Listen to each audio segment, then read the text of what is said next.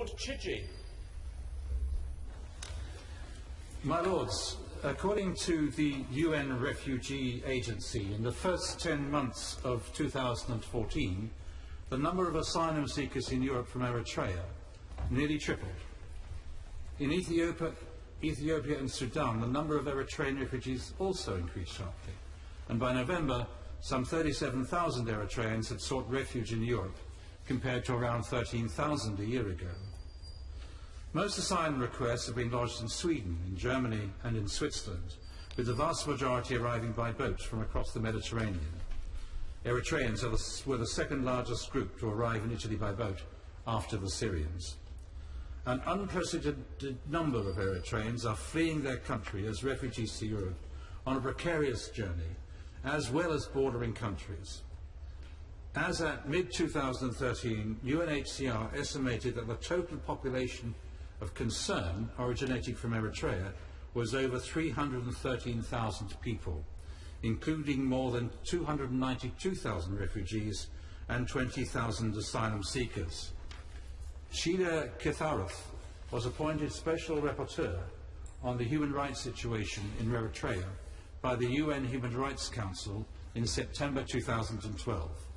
Since then, she has made several requests to visit Eritrea, and so far her requests have been denied. She has nevertheless reported on the situation of human rights in Eritrea, and in her second report in May 2014, she confirmed that violations included indefinite national service, arbitrary arrests and detention, extrajudicial killings, torture, infringement of freedom of movement or assembly and association, and religious belief, and so on. In November 2014, the UN announced that the Commission of Inquiry into Human Rights Abuses in Eritrea, established in response to the steep rise in migration out of that country, had begun operations. It is due to report in June 2015. A common argument from Eritrean pro-government supporters is that the exodus of Eritreans is due to economic pull factors. My Lords, if this were the case, one would surely expect to see refugees from other developing countries fleeing in similar epic proportions. They clearly do not. On the other hand, there are apparently numerous human rights violations that incite Eritreans to leave the country, and in this regard, the indefinite national service, arbitrary arrests and detention, or fear of them, are top push factors for flight, according to the Special Rapporteur. According to the reports from the UN Human Rights Council, Eritrea holds many detainees without charge or due process. Some have been imprisoned for over a decade. Others have died in detention. Apparently, detention without recourse to justice is common in Eritrea, there being no avenues for detainees to submit complaints to judicial authorities or to request investigations of credible allegations of humane conditions or torture. There is no independent authority serving on behalf of detainees, and furthermore, detainees and family members do not challenge, allegedly for fear of reprisals. The state does not investigate or monitor conditions in detention centres, nor do they appoint independent monitors to do so. The Danish Immigration Service, DIS, undertook a fact-finding mission to Ethiopia, London and Eritrea in the autumn of 2014, publishing its findings and conclusions in November 2014. The conclusions of the report differed significantly from the body of the text in its interpretations of the causes of emigration, quoting information from UN agencies that could not be verified by the UNHCR. My Lords, supporters of the Eritrean government have nevertheless quoted the report widely in response to concerns about the unprecedented number of Eritreans fleeing the country. The UNHCR published their concerns regarding the methodology used by the DIS, stressing that information ascribed to the UN in the report was not provided by the UNHCR, as inferred. Information provided by the UNHCR about Eritrean arrivals was not included. Instead, the report relied on speculative statements of others. In December 2014, the UNHCR published a detailed point-by-point commentary and critique of the DIS report. They pointed out that the absence of any information on regulatory frameworks for the media, NGOs, research institutes and other actors, and of any assessment of the reliability of information from these sources. My Lords, it's understood that the DAS has withdrawn their report for further consideration. In the meantime, the 17 recommendations made by the Special Rapporteur of the UN Council of Human Rights first report to Eritrea and the international community still stand. In regard to development cooperation, for more than a decade, the Eritrean government has encouraged mining and exploration firms to participate in the exploitation of the country's mineral resources. While major firms have stayed away, possibly aware of the risk of complicity in human rights violations through the use of national service conscripts, a number of smaller firms have acquired mining and exploration licenses. According to Human Rights Watch, these mining firms are walking into a potential minefield of human rights problems, particularly getting entangled with the Eritrean uniquely abusive program of indefinite forced labour, the inaptly named National Service Programme. The programme was originally set at 18 months, but now requires all able-bodied men and most women to serve indefinitely, often for years, with no end in sight, under harsh and abusive conditions. Some conscripts are assigned to state-owned construction companies who have a complete monopoly in their field.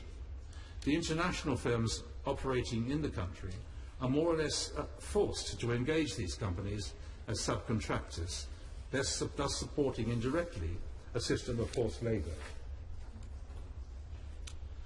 The relationship between Eritrea and Ethiopia is arguably the most important and most volatile in East Africa. The fallout between the two former brothers-in-arms initiated a 2-year-long border war in 1998.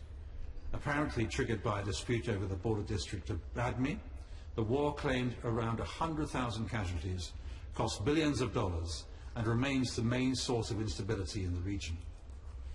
Fighting ended with the signing of the Algiers Peace Agreement and establishment of the Ethiopia-Eritrea Border Commission in 2000. The Commission delivered its delimitation decision in early 2002, importantly placing Badme inside Eritrean territory. Initially, Ethiopia refused to accept the Commission's findings and refused to withdraw to the border they had established, leaving thousands of internally displaced people in refugee camps. Ethiopia eventually accepted the Commission's ruling in 2006, but its implementation continues to be the source of severe tension between the two governments.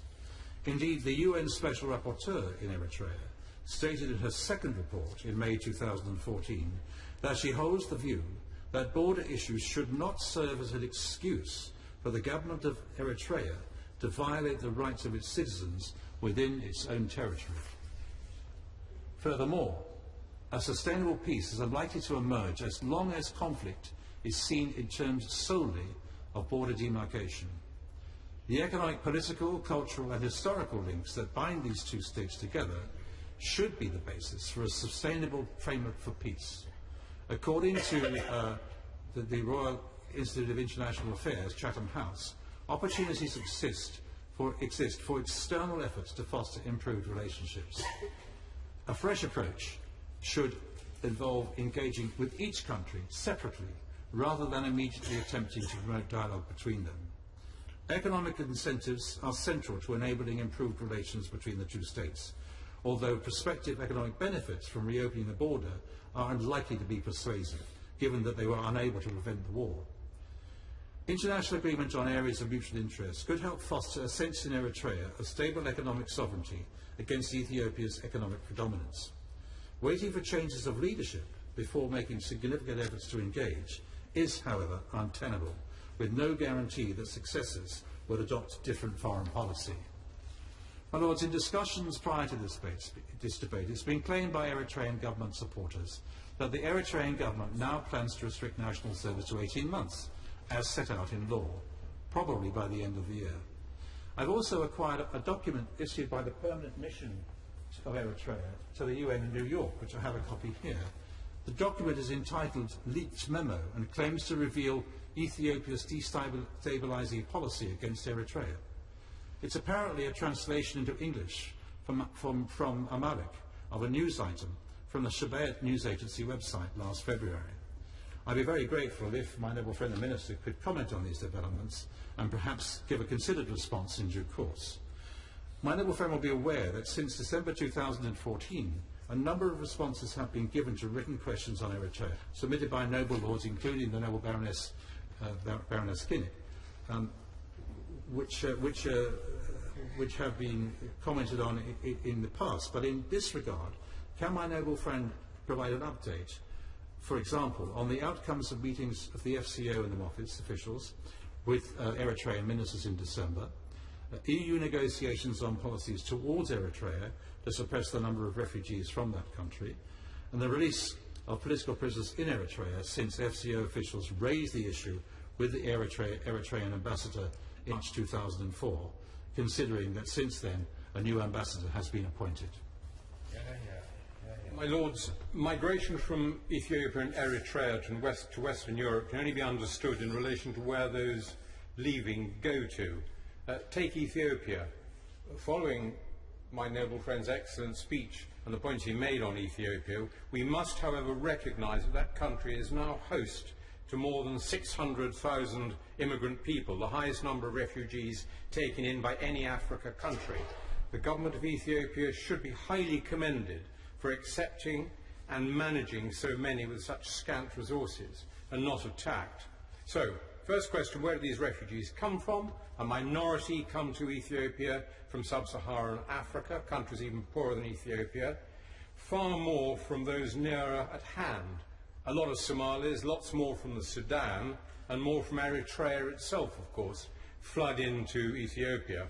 Then there is a huge number of more than 160,000 recent returnee refugees, Ethiopians returned to Addis Ababa from Saudi Arabia since the amnesty there granted by the late King Abdullah ended.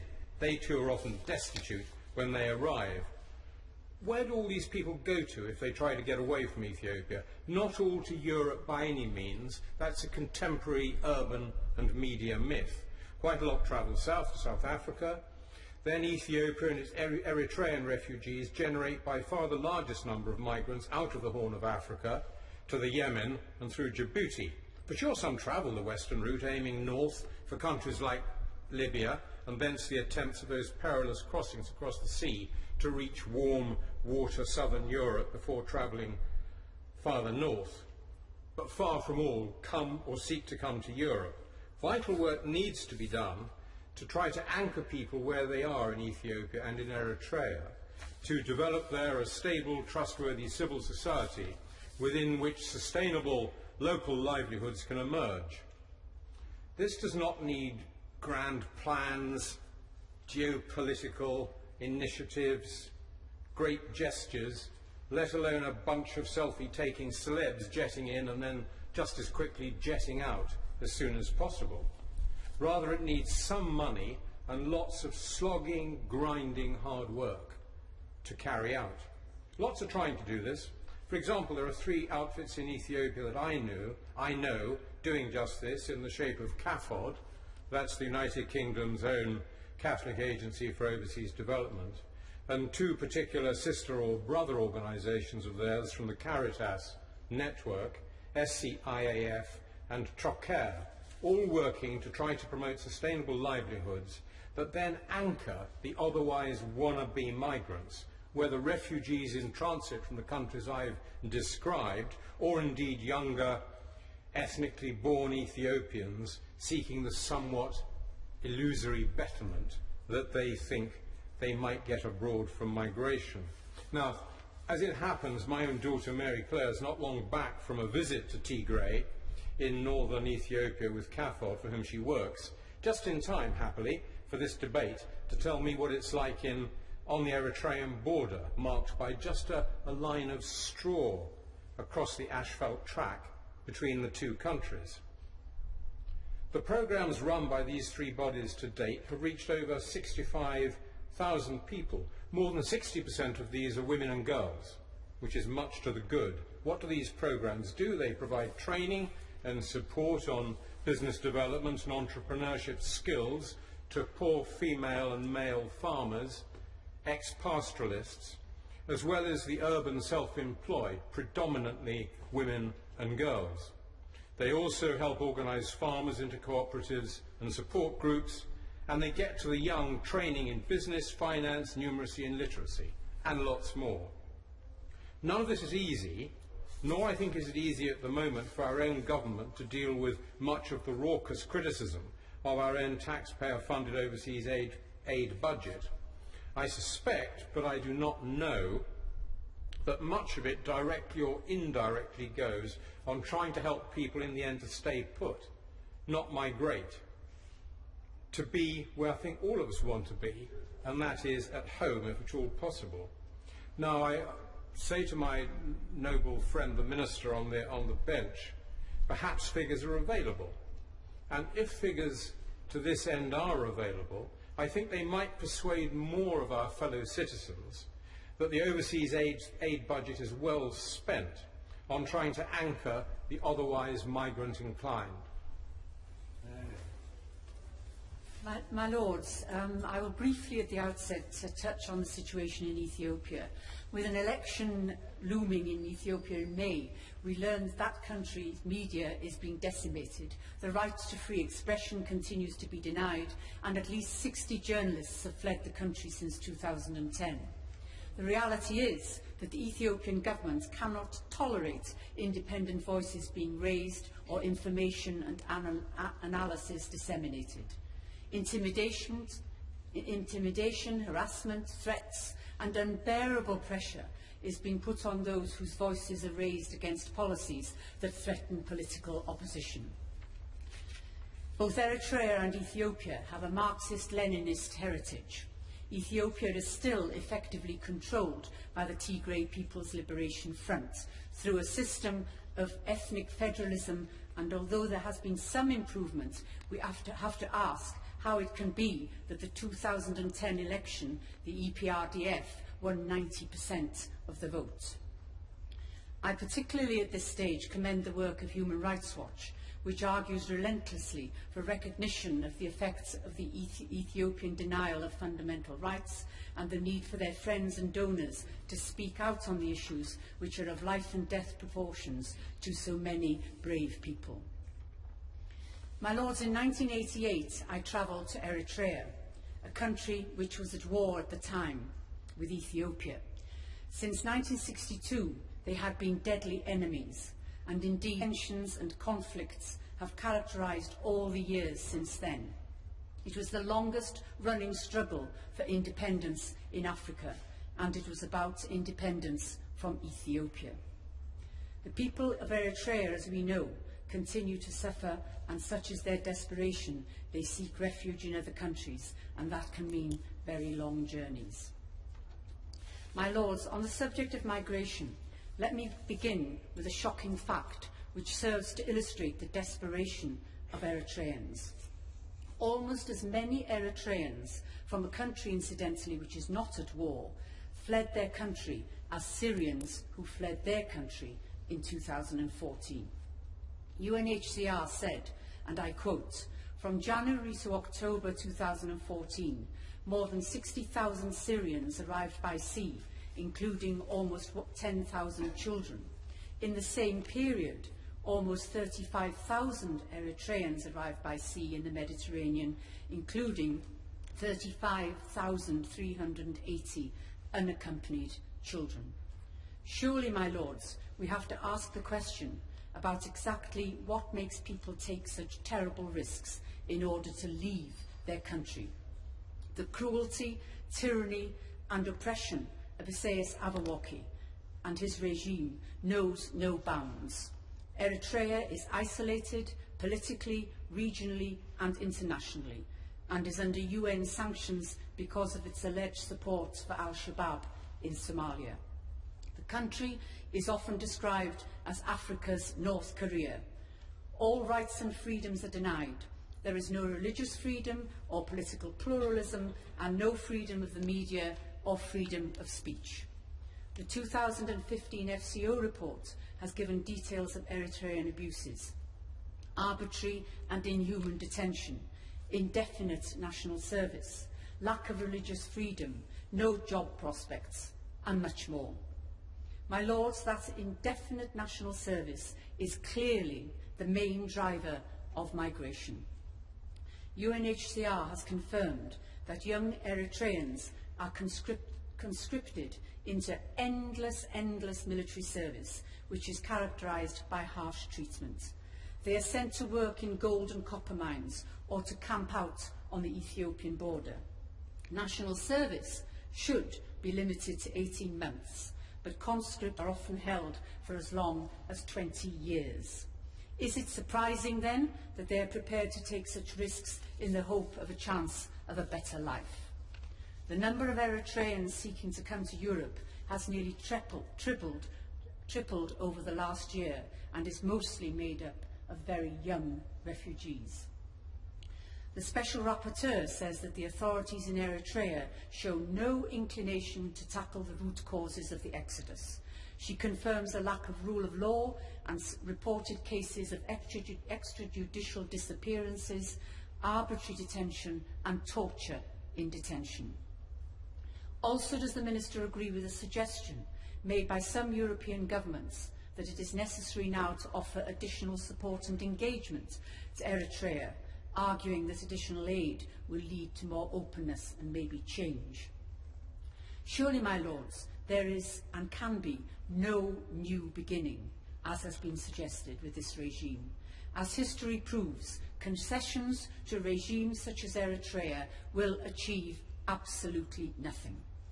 Could the Minister give some detail on the apparent willingness of the UK to have discussions with the Eritrean regime, and I quote, on drivers of irregular migration and ways to mitigate it, asylum, returns and potential areas of joint cooperation? Would the Minister tell the House exactly what that means?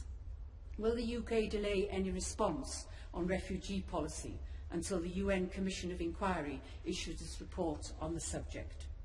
European governments should not make major Eritrean policy changes until they see the inquiry findings, and let's see if Eritrea is prepared to cooperate with the Commission of Inquiry before any hasty decisions are taken. Now there are signs of unbelievable courage and determination in Eritrea on challenging Isaias Afwerki. The people are aware of the dangers of open protest, but we have to ask just how long they can hold on, and he can hold on. We must urge the EU and others to make sure that the UN Commission is given clear and urgent access. Isaias Afwerki's agreement to cooperate would be the first test of whether he is ready to accept change. Whatever happens, if there is negotiation, the European Union and Member States must not make quick concessions, but use any momentum to ensure that there can be and will be fundamental change. The release of Dawit Isaak would be a welcome and symbolic victory. My final point relates to what are routinely called irregular migrants. These people arrive in Calais having endured a terrifying journey, and then they are treated as if they are economic migrants. This is clearly not what persuades them that they must leave Eritrea. Many other African countries are just as poor as Eritrea, but their citizens don't come to Europe in their thousands as they are doing from Eritrea now. Will the EU now argue for their right to stay and ensure that they are treated rightly as refugees? My Lords, I begin by warmly congratulating my noble friend, Lord Tuji, in getting this short debate linking Eritrea and Ethiopia, and on his masterly summary of the human rights violations in Eritrea, the consequent exodus of large numbers of refugees this causes. My Lords, the two countries were in fact linked in a forced marriage since the UN organised a bogus test of public opinion in Eritrea and imposed a federal union between the two countries in 1952, followed 10 years later by Emperor Haile Selassie's annexation of Eritrea. There followed a 30-year war of liberation to restore Eritrea's independence. In the 70s, I was chairman of the Eritrea Support Group, which campaigned in Parliament and the media for Eritrea's freedom and tried to persuade ministers to support the self-determination of the Eritrean people, sanctioned by international law. And ministers would always reply with the mantra, "We believe that a federal solution would be best for the people of Eritrea." I tried to ask them how they dared to usurp the right of the people themselves to exercise the most fundamental right of all peoples, emphasised by its position as Article 1 of the International Covenant on Civil and Political Rights. In 1981, I visited Eritrea at the end of the Ethiopian Sixth Offensive. I travelled via Port Sudan through the desert and then up the Freedom Road, which was blasted out of the rock up into the highlands, where I stayed at the Natfa Hilton, a cave behind the front line, where at dawn we saw the Antonov bombers dropping their loads on the ruins of Natfa, in which the only building standing was the tower of the mosque. The corpses of Ethiopian conscripts killed in a hopeless attack on the cliffs protecting Natfa were still lying where they'd fallen, testifying to the futility of the Derg's colonialism. In 1993, after the Eritreans gained their freedom, they held a referendum in which there was a 99.3% turnout in favour of independence, an event that nobody who was there could ever forget. There was a spontaneous outburst of joy with singing and dancing in the streets, and it seemed that Eritrea, with its talented and hard-working people, would become a beacon of democracy and prosperity in the Horn of Africa. But the dream was shattered when Ethiopia launched a fresh war of aggression on the pretence of a dispute over the border between the two countries, and after tens of thousands of lives had been lost on both sides and hundreds of millions of dollars had been spent on sophisticated weapons, it was agreed to refer the demarcation of the boundary to a commission headed by the distinguished British jurist Sir Eli Lauterpacht, who was a schoolmate of mine 66 years ago. Both countries had to accept the Commission's decision as final, but when the details were published in April 2002, Ethiopia found one excuse after another for disputing the findings. Ostensibly, their main reason was that the Commission had awarded the small town of Badme to Eritrea, but as it had no significant value, there must be other reasons. The suspicion is that the long-term objective of Ethiopia is to re-annex their former dependency and meanwhile to weaken it by threatened aggression along the border, working to intensify sanctions on false charges of supplying weapons to the Al-Shabaab terrorists in Somalia. The Ethiopians unlawfully occupied territory all along the border, which should have been demilitarized under the settlement, and Eritrea has forced to maintain large armed forces as a precaution against further military attacks by its bullying neighbour. That was their justification for the much criticised imposition of indefinite military service mentioned by my noble friend. The Eritrean ambassador told us that from last November, conscription was limited to 18 months and that conscripts wouldn't be required as before to perform civilian work, such as road building, earning no more than $30 a month. Thousands of young people are fleeing the country every month, and Eritreans are the most numerous of those attempting the risky crossing from North Africa to Europe, in which so many lose their lives.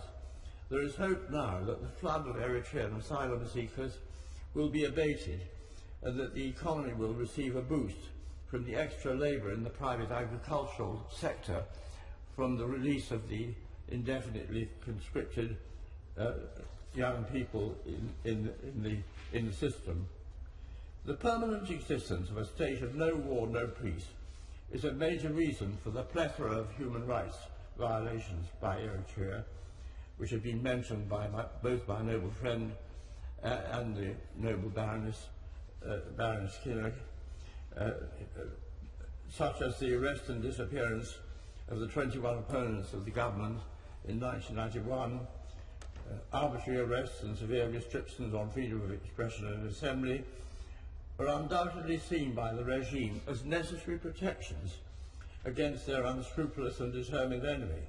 That's not to defend such practices, but to observe and I ask my noble friend the Minister to agree that if the threat of aggression were lifted, violations of human rights would be diminished and the flow of refugees would be further reduced.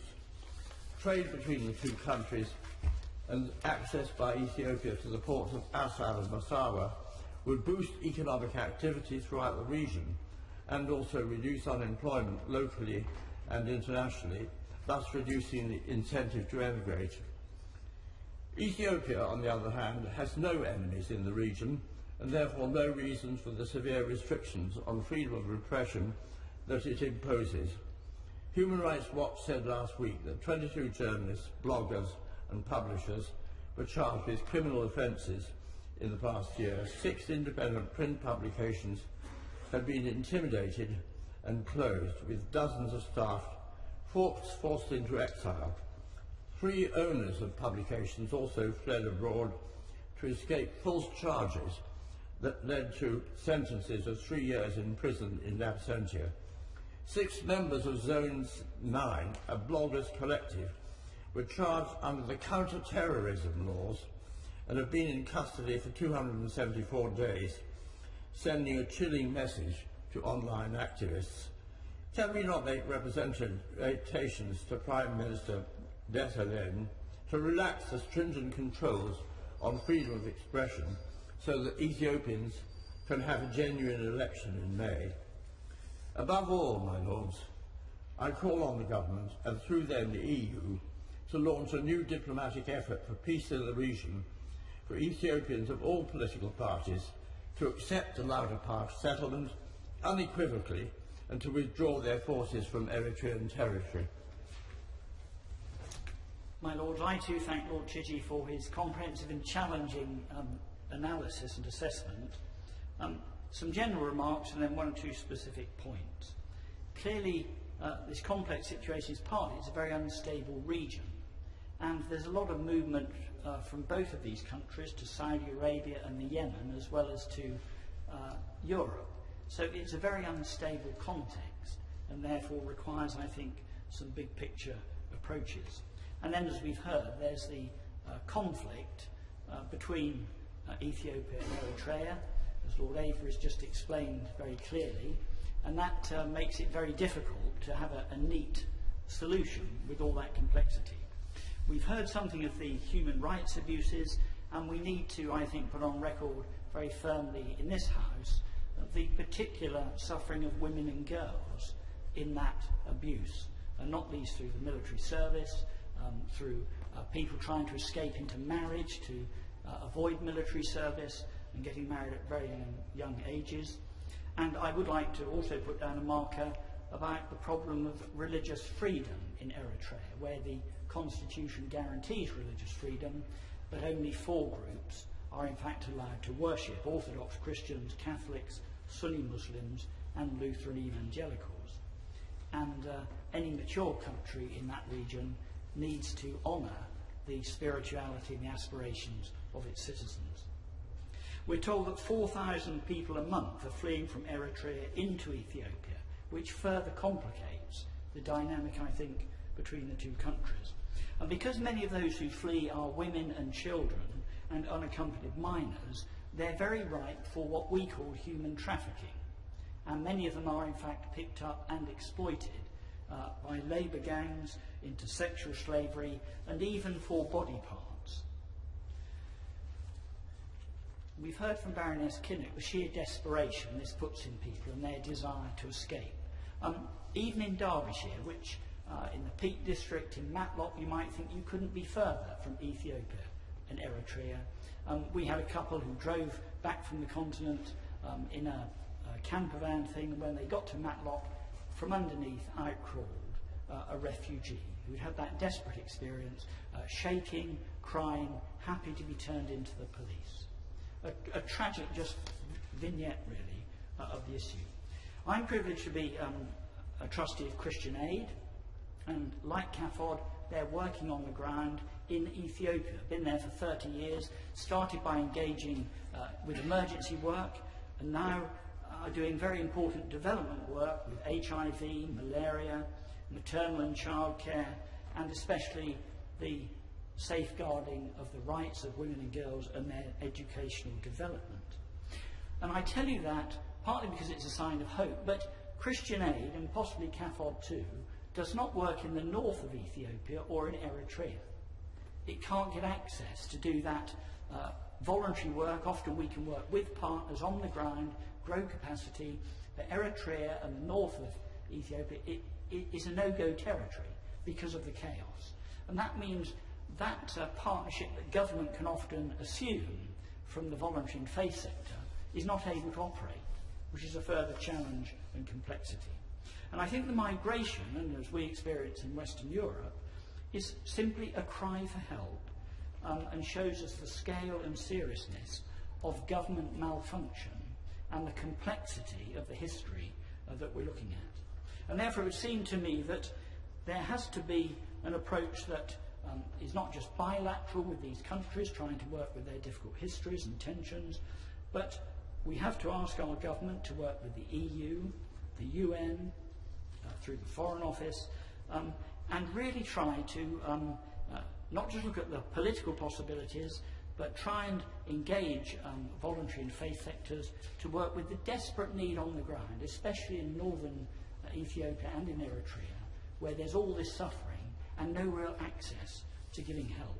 So I'd be interested if the Minister could comment on the overall strategy and how working with Europe and the UN might give some hope, besides bilateral things. If the Minister could comment on any representations about honouring religious freedom in Eritrea, and if the Minister could comment on how voluntary and faith groups might assume the partnership they often have with governments in other needy areas to offer some support and development on the ground within the context of the complex political situation. Lords, I'm very grateful to the Noble Lord Chidgey for securing this short debate. I have to thank the Noble Lord Avebury for introducing me to Eritrea in the year 2000 during a lull in the war with Ethiopia. The next phase of the war, the Eritreans did not do so well.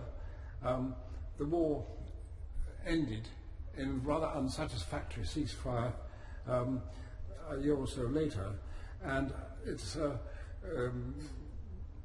followed by actually subsequent developments were described extremely well by the Noble Lord Avebury. Subsequent developments in the economically damaging state, which Noble Lord described as no war, no peace, have been, as I said, well discussed by Noble Lord Avebury. The unresolved border tension, as several Noble Lords have said, is having a major impact on Eritrea's economy. Less so, I guess, than in Ethiopia, because of a much bigger population. It's, the standing army, which Eritrea maintains, is a major drain on a country with only 3 million people. Now, when we were there, among other places, we visited the Red Sea port, Massawa, where we met the Minister for the Coast and Fisheries, Petros Solomon, who was an impressive former senior officer in the independence struggle. He took us to see a remarkable coastal prawn and tilapia aquaculture pilot project being developed with the help of a small American grant. If this project had gone ahead and expanded, it could have become a valuable food-producing and export industry. Sadly, it was abandoned a year or so later, possibly due to government opposition to external NGOs. In 2001, I was among those invited to attend the 10th anniversary celebrations of the end of the independence struggle. Among other visits, we were taken by helicopter to the former battleground of Nakfa, described by the Noble Lord Avebury. We were impressed by the ingenuity and courage of the Eritreans and their capacity for hard work. But shortly after our visit, 15 senior government members, known as the G15, who had signed a letter to President Isaias, urging him, Isaias Afwerki, same man, to urging him to implement the agreed democratic constitution and hold elections, and they were all arrested. These included Petros Solomon, who the noble Lord Avebury and I had met 1.5 years earlier. 13 years later, he is still in prison without trial and held incommunicado, as is his wife. Now, I'd like to ask my noble friend, the noble Baroness, if, and I gave her notice of this question, if our embassy has been able to obtain any information about this man and his colleagues who are still detained. Some fear that he and some others of the G15 letter writers may no longer be alive. There are other long-term political prisoners, including a number of journalists known as the 31, whose fate is unknown, and there almost certainly are many more. Human Rights Watch and Amnesty International have condemned these and other arrests and disappearances, as the noble Baroness is fully aware. And as all other speakers have said, in Eritrea there is compulsory conscription from the national service. Not all of it is military. Some of it consists of what can be euphemistically called vocational training. Pay is very low, pocket money if you're lucky. And there's also the large standing army which has to be maintained because of the tension with Ethiopia. This is something which the country can ill afford. It's alleged that many national service recruits are being used virtually as slave labour in poor conditions in ore-producing mines. The government, Eritrean government denies this. Perhaps the noble Baroness has some information on this. Now, according to the independent report by the Danish Immigration Service, the reason given by most Eritrean asylum seekers for leaving Eritrea is economic rather than political, though deserters from national service naturally fear punishment if they return to Eritrea. But this report, noble lords have said, appears to have been withdrawn. Things that other noble lords have testified to the important part played by human rights abuses in the exodus of Eritreans. As we hold this short debate, there's a UN High Commission on Human Rights inquiry going on. They couldn't get into, they were not allowed into Eritrea itself, so they've had to apparently rely on external testimony. I wonder if the noble Baroness has any information on the progress of this inquiry. Now, having said all this, other informants had another rather more hopeful side of the story. There is grassroots development, and within limits, considerable local democracy.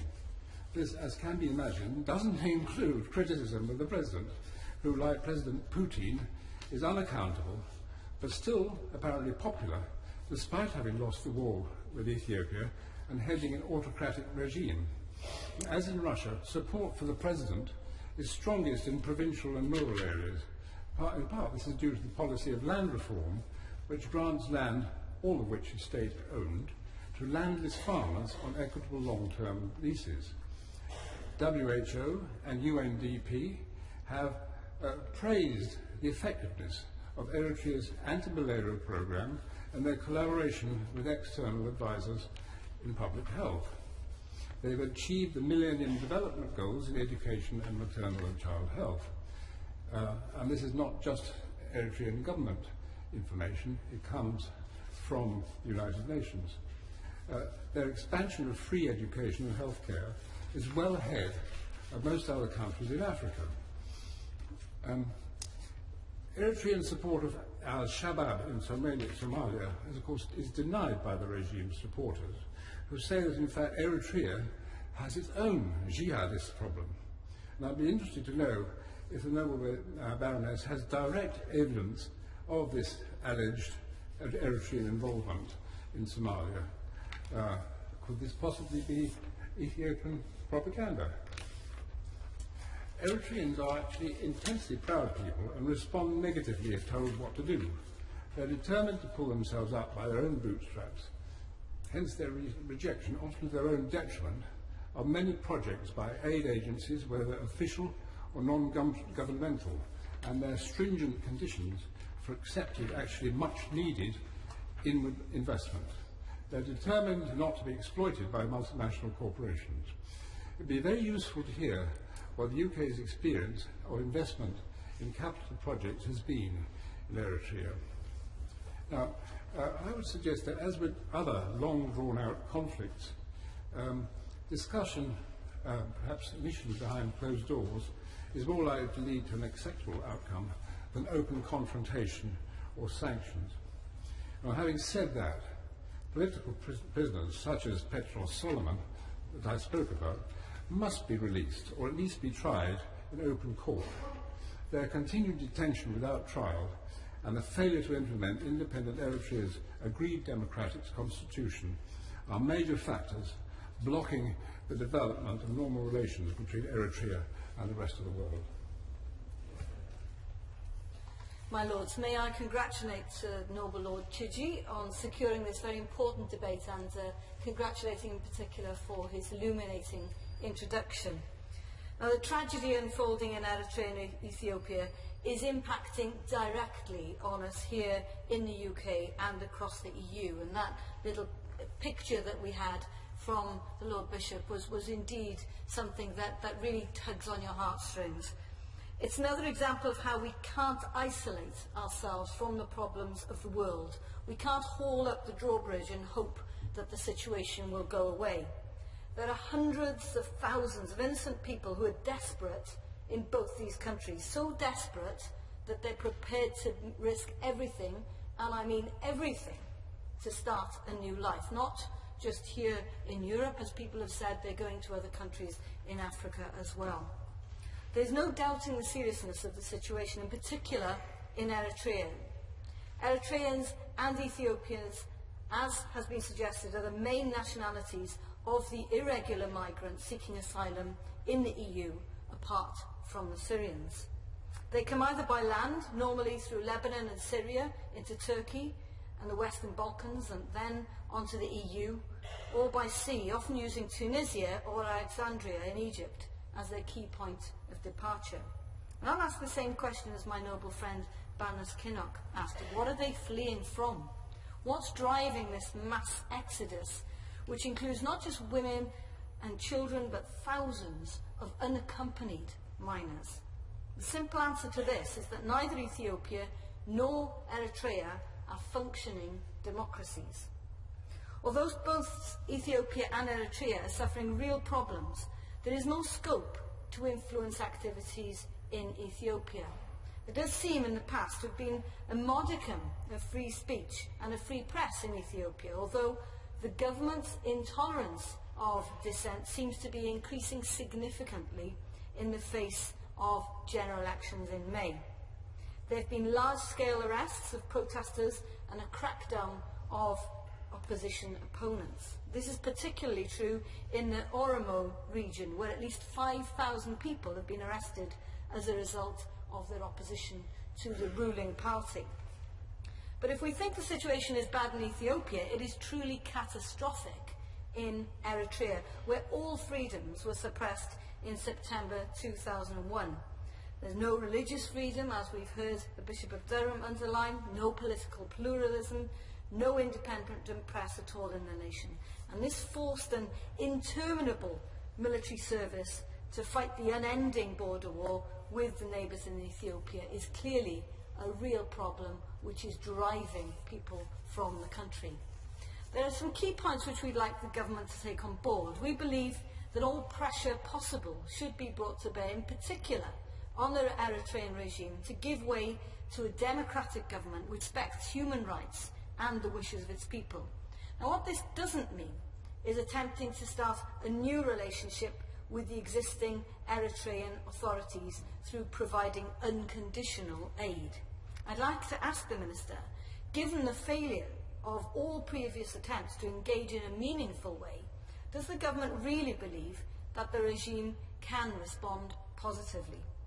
Does the government agree that unless there's been a clear and verifiable evidence that human rights in Eritrea have improved, that there should be no new beginning with the regime?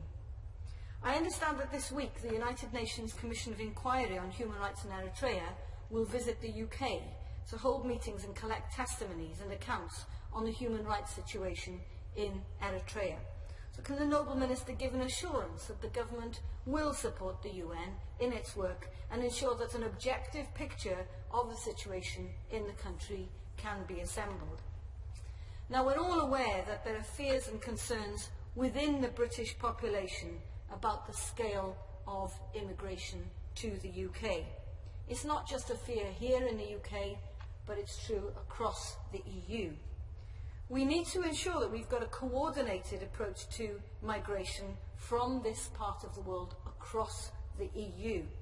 Let's be clear, if Britain left the EU, it wouldn't stop people from coming, but it would stop us from working together in a coordinated fashion with our EU partners. A €5 million programme is being established between Frontex, the agency of the EU that manages cooperation between national border guards to secure the external borders of the Union, including from illegal immigration, human trafficking and terrorist infiltration, and the UNHCR to help the Western Balkans strengthen their asylum and migration policies and capabilities.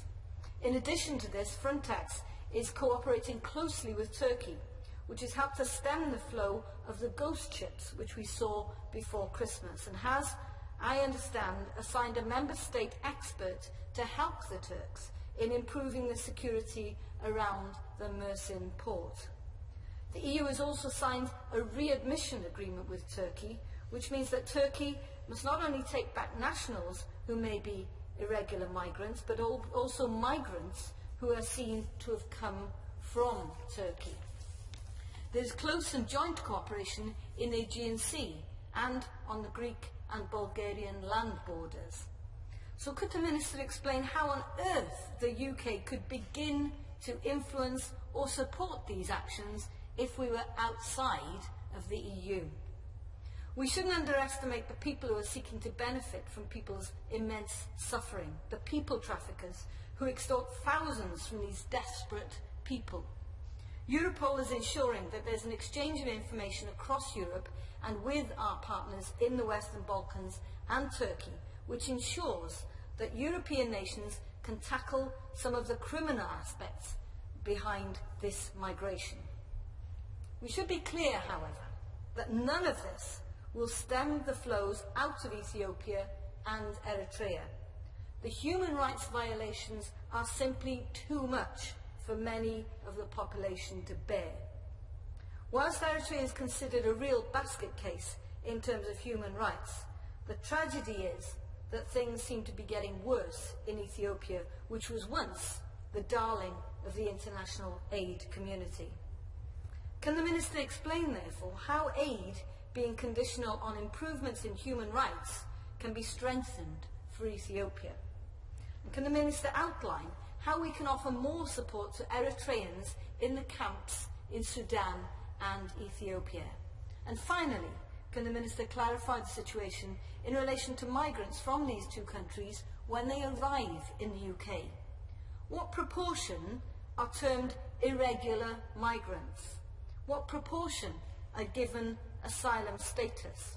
Is there any recognition of the fact that there are many desperately poor countries in Africa, but the poverty and economic migration does not explain the disproportionate numbers arriving from these two countries? My Lords, I add my congratulations to my noble friend for securing today's debate, and I'd also like to commend the important work of the various all-party groups, of which the Noble Lord is an active member, including the all-party group on Africa. As my noble friend has described, there are a few more moving stories than those of migrants who undertake such perilous journeys to reach Western Europe, and sometimes lose their lives in the process. And the noble Lady Baroness Morgan of Ely has just described that graphically too. Today's debate is therefore a welcome opportunity to discuss an issue that clearly links the United Kingdom and our partners in Africa, and indeed our partners in the European Union, in our work to reduce the need for migration and the need for unsafe migration. My Lords, the government has made it very clear that the international community must act together to reduce the risk of migrants losing their lives or falling prey to the traffickers. Migrants make the journey for a number of reasons, whether seeking more economic opportunities or to escape human rights abuses and persecution. And I'll come in a moment to some of the more specific points which noble lords have made on that matter. Poverty and instability in the Horn of Africa drives individuals to seek a better life in Europe and beyond. For those who can't leave, these same factors contribute to an environment in which fundamentalism and extremism can prosper. Tackling illegal migration to the EU from the Horn of Africa is therefore clearly in our interests and that of all countries in the region. We must address the problem at its source, and the UK is committed to playing its part. My Lords, the noble Lord Ray in particular asked questions about Al-Shabaab, about the terrorism link with regard to that, and he mentioned the issue of the United Nations Somalia and Eritrea Monitoring Group. My Lords, I understand that Eritrea denies any support for Al-Shabaab but continues to refuse entry to the monitoring group. We urge them to cooperate fully with the group's work. I'm entirely as one with the noble Lord Reid on this matter. My Lords, cooperation through our European Union partners. Clearly that is important. I was asked about it also not only by the noble Lady Morgan, but also the noble Lady Kinnock, and also by my noble friend Lord Chidgey and the Right Reverend Prelate.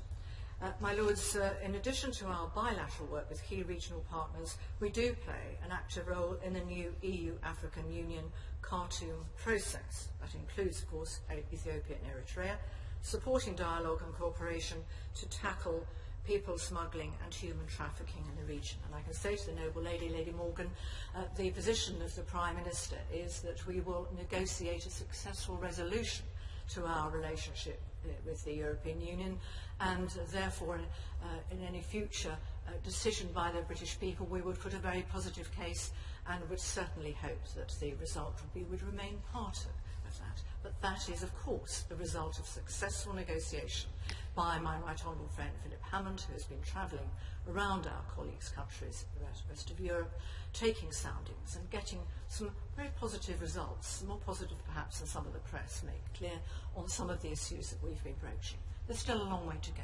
We know that. We're making progress. My Lords, we welcome the fact that both Ethiopia and Eritrea have expressed commitment to the Khartoum process. It provides the best framework to drive this issue forward. But noble Lords have drawn attention to the tension between Ethiopia and Eritrea. And I would say to them that if they are taking the Khartoum process seriously, then they have got to take negotiation on the basis of solving the differences between them also seriously.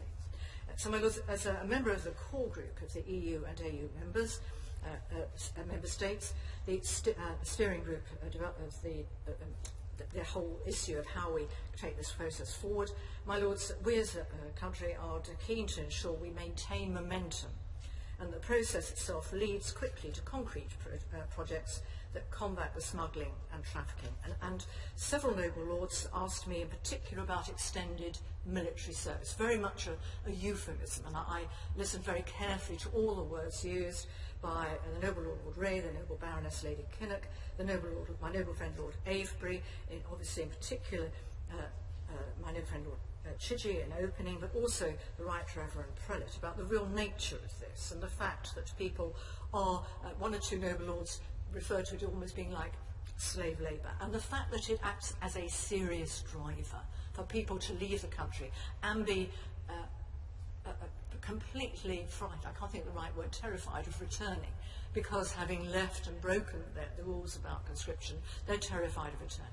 And that's why some of the figures of asylum grants by us to Eritreans look so high. It's because clearly there has been a concern about them returning to that country, given the reasons for their leaving. So, my lords, we did indeed have a visit by Joint Home Office and Foreign Office officials in December, and they looked at the drivers of migration, in particular discussed the matter of extended military service.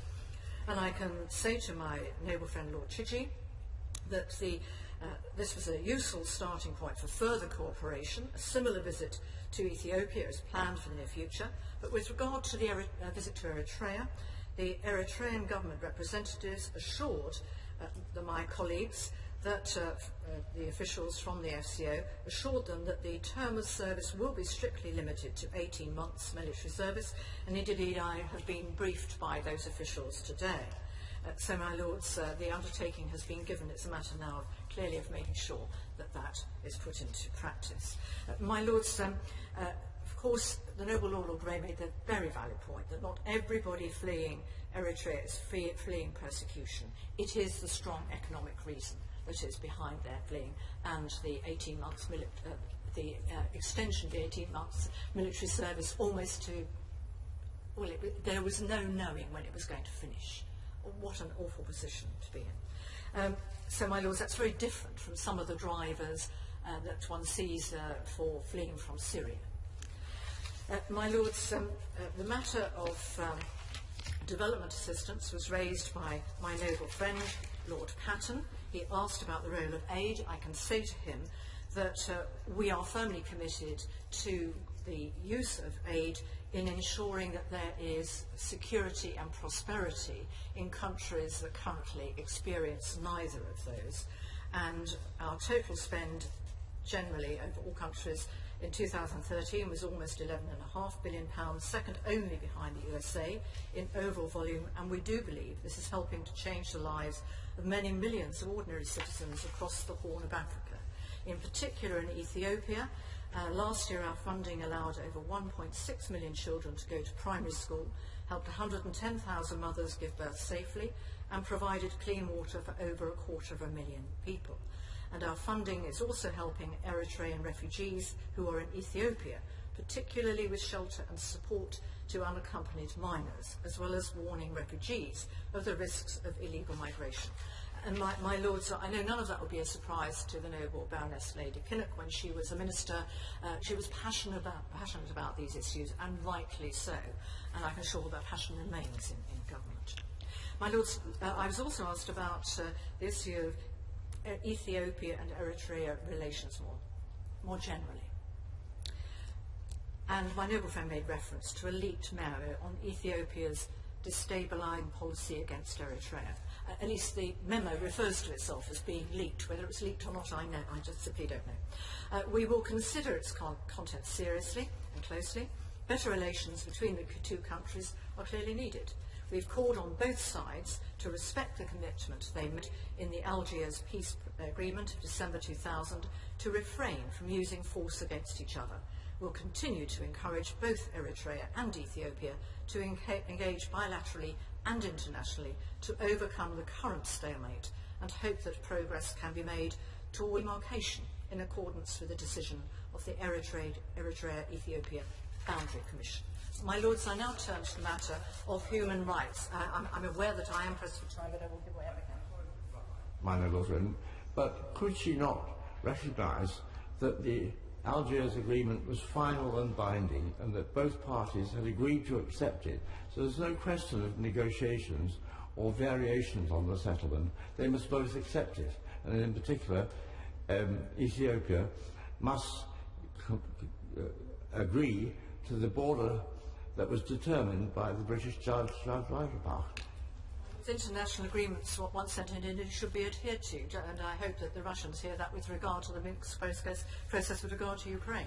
I agree with my noble friend about the importance of keeping one's word. My lords, of course, much attention was drawn to the issue of human rights, and rightly so. My lords, if I can summarise very rapidly indeed, The noble Lady Kinnock, my noble friend Lord Avebury, the noble Lord Ree, my noble friend Lord Chidgey, and the Right Reverend Prelate, the Bishop of Derby, all raised issues. And I say briefly with regard to the matter of Petros, my lords, we are aware, of course, of the case of Petros. I'm afraid I can give the noble Lord Ree no comfort. We do not have any assurances about his well-being despite consistent efforts to obtain them, but we will continue to call for his release. There are human rights abuses across the board. The Right Reverend Prelate raised that of religious freedom, and I would say that we will continue to look very carefully at the matters that he raised, because clearly those are abuses which have occurred, and as he rightly says, particularly against groups which are not registered under the Eritrean system. My lords, there was a reference to the issue of the detention of political prisoners, of journalists. We certainly try to establish the facts. There are still other journalists in detention, even though there's reports that 6 have been released. And there was a reference to the Swedish Eritrean journalist Dawit Isaak, who is still indeed under arrest. My lords, with regard to all these matters, we do not give up. Just because it's too difficult, we do not give up in pursuing our relationship with these two countries. Walking away would leave those who are the victims of persecution and misbehaviour by governments, would leave them in a perilous position, more perilous than they currently face. So the commitment of this government is it's a challenge that requires a global response, a long-term response to a difficult problem. My lords, we will all keep trying to ensure that as an international community we do our best to tackle it for the sake of those behind the traffickers and behind governments who do not have good governance.